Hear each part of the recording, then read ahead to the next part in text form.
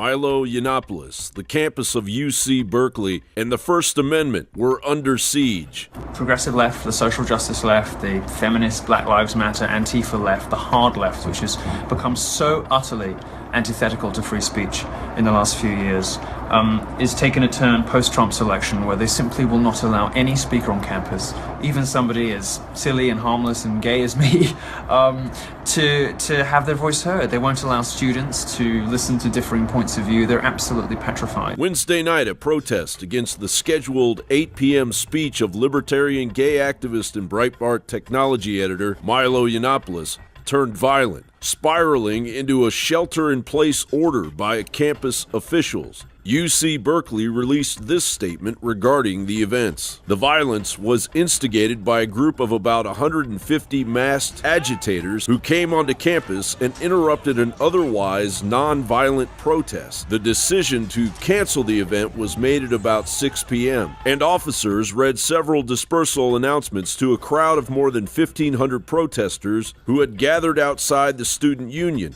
where Yiannopoulos was to speak. He immediately was escorted from the building and left campus. Fires were deliberately set. One outside the campus Amazon outlet, Molotov cocktails caused generator-powered spotlights to catch fire. Commercial-grade fireworks were thrown at police officers. Barricades pushed into windows, and skirmishes within the crowd were among the evening's violent acts. The masked agitators came to campus eastbound on Bancroft Way, and fire damage and other destruction to the Stiles Hall construction site, where a new residence hall is planned, was reported. The group entered campus and immediately began throwing rocks at officers. In an effort to avoid injuries to innocent members of the surrounding crowd who might have been caught in the middle, police officers exercised restraint and did not respond with force. Agitators also attacked some members of the crowd who were rescued by police. UCPD reported no major injuries and about a half dozen minor injuries.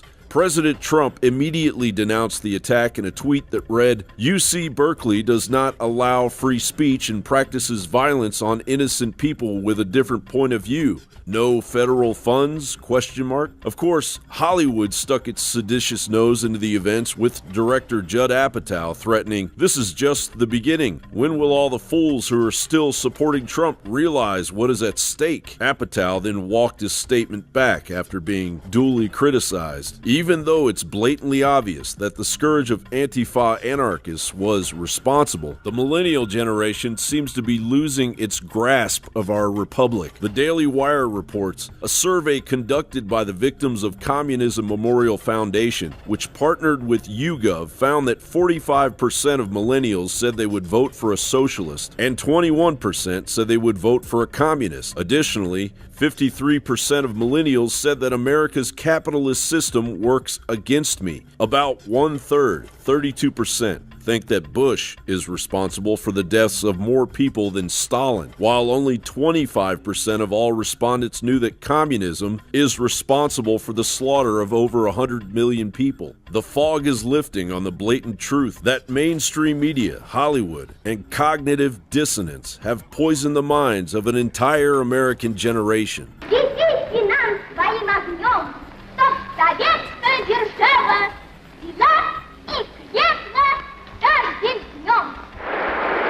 John Bound for Infowars.com. In case you haven't heard, InfoWars has become the most influential media outlet in America. We're making freedom go viral. And now we are proud to announce a new weapon in the epic battle against the globalists. InfoWars Prime, where you can watch live high-definition feeds of The Alex Jones Show, plus exclusive insider videos from the InfoWars crew and behind-the-scenes action. Go to Infowars.com/app and download today. InfoWars Prime is available right now for your iPhone or Android. You will have access to exclusive videos that you can't see anywhere else. And that means live coverage of events and breaking news on location as it happens. You can also take advantage of amazing deals from the InfoWars store that are only available for InfoWars Prime subscribers. That's InfoWars Prime at Infowars.com/app. And if you can hear my voice, you are the resistance.